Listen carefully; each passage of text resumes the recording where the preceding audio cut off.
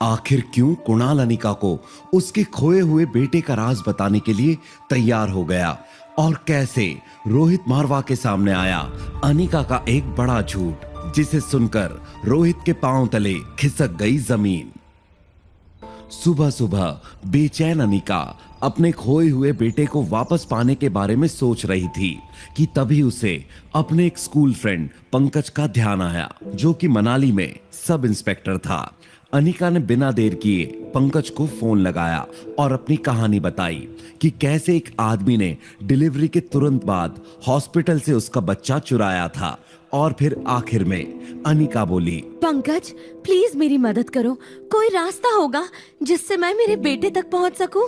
पंकज पहले से इस केस से वाकिफ था, इसलिए अनिका की पूरी बात सुनने के बाद पंकज ने कहा, चलो अगर मैं मान भी लूं कि तुम जो कह रही हो वो सब सच है, फिर भी मैं ऑफिशियली तुम्हारे लिए कुछ नहीं कर सकता हूं, क्योंकि कहीं भी ऐसा कोई सबूत नहीं है जो ये बता सके कि तुम्हारे जुड़वा बच्चे हुए थे।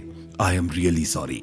अनिका पंकज की बात सुनकर बेहद मायूस हो गई और उसे लगा कि शायद अब कभी वो अपने बेटे तक नहीं पहुंच पाएगी, लेकिन उसकी ये मायूसी और खामोशी पंकज भाप गया। तभी पंकज ने अनिका से कहा कि मैं तुम्हें ऑफ द रिकॉर्ड कुछ बताने जा रहा हूं। अनिका को पंकज ने एक ऐसा सीक्रेट बताया कि वो तुरंत कपड़े चेंज करके अपनी बेटी रिया को होटल रूम में ही छोड़कर निकलने लगी। अनिका ने रिया से कहा, देखो बेटा, मम्मा 2-3 घंटों में आ जाएंगी। तुम्हें कुछ भी चाहिए तो होटल के रूम सर्विस से मंगवा लेना, ओके?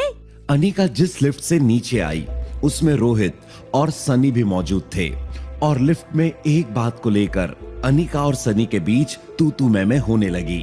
और इस कहा सुनी के बाद रोहित को लगने लगा था कि वो अनिका के बारे में शायद गलत सोचता है कि तभी लिफ्ट नीचे पहुंची और जैसे ही अनिका लिफ्ट से बाहर आई और लॉबी की ओर बढ़ी, वो इस बात से बिल्कुल बेखबर थी कि एक बहुत बड़ा सरप्राइज उसका वेट कर रहा है। अनिका ने लॉबी में आगे बढ़ते ही कुछ देखा और वो हक्की बक्की रह गई। हाथों में गुलदस्ता लेकर कुणाल होटल की लॉबी के बीच खड़ा था। What a surprise! मैं यहाँ किसी और से मिलने आया था, मगर कौन जानता था कि आप मिल जाएंगी। अनिका ने कुणाल की आंखों में झूठ को पकड़ लिया था, लेकिन उसे पंकज की बताई राज की बात याद थी। अनिका को पता था कि अपने बेटे तक पहुंचने के लिए उसे कुणाल के साथ दोस्ती करनी ही होगी। अनिका ने कुणाल का दिया हुआ गुलदस्ता ले लिया। कुणाल ने बिना मौका गवाए अनिका से कहा, यहीं बगल में एक बहुत अच्छी कॉफी शॉप है, क्या आप मेरे साथ चलना पसंद करेंगी? अनिका को भी इसका इंतजार था और उसने बिना देर किए कुणाल को हाँ कर दी। लेकिन आगे बढ़ने से पहले अनिका से कुणाल ने एक सवाल किया। कुणाल ने पूछा अनिका का नाम।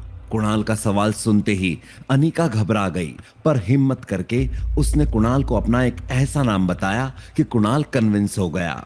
लेकिन अनिका को इस बात की जरा भी भनक नहीं थी कि उसका ये झूठ रोहित और उसके भाई सनी पर क्या असर डालेगा, जो उसकी बातें सुन रहे हैं। कुणाल के सवाल का जो जवाब अनिका ने दिया वो सफेद झूठ था और रोहित इस बात से परेशान था कि आखिर अनिका का असली रंग क्या है, वो इतना बड़ा झूठ क्यों बोल रही है। तभी सनी ने रोहित से कहा, देखा, मैंने कहा था ना ब्रो, अमीर लड़कों को फंसाना इस लड़की की हॉबी लगती है। भैया यू शुड बी केयरफुल, हमें और आर्यन को इस लड़की से दूर रहना चाहिए। अनिका और कुणाल कॉफी शॉप पहुंचे, लेकिन अनिका के दिमाग में सिर्फ और सिर्फ उसका खोया हुआ बेटा ही घूम रहा था। अपनी ममता के आगे हारकर अनिका ने आखिरकार कुणाल से वो सच पूछ लिया जिसके बारे में कुणाल सपने में भी नहीं सोच सकता था।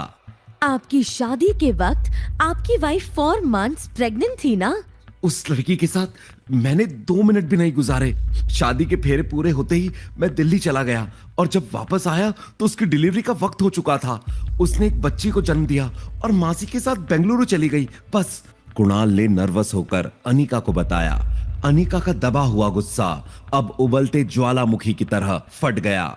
उसने कुणाल से कहा, बस इतना ही? और उसका बेटा कहाँ है? ये सुनते ही कुणाल के रोंगटे खड़े हो गए।